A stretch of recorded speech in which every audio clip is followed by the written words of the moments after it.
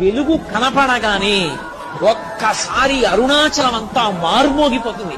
అరుణాచల శివ అరుణాచల శివ అరుణాచల శివ అరుణాచల అని ప్రత్యేకంగా అదే పలుకుతారు. ఆ 4 నామాలు పలుకుతారు. అరుణాచల శివ అరుణాచల శివ అరుణాచల శివ అరుణాచల. ఆ నామం ప్రతిధ్వనించిపోతుంది, దిక్కులు మారుమోగిపోతాయి నామం.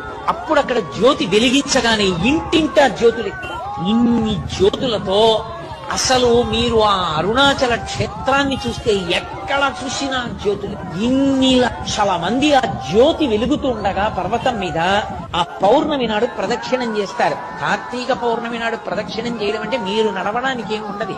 మీరు అంగుళం ఖాళీ వస్తే కాలు కదుపుతూ వెడుతూ ఉండడమే అంతే. అలా తిరుగుతారు. అసలు అది జనం ఇలా ఇలా నడుస్తూ ఆ గిరి చుట్టూ తిరిగే స్థితిని చూడడం చాలు, అంత అద్భుతంగా ఉంటుంది.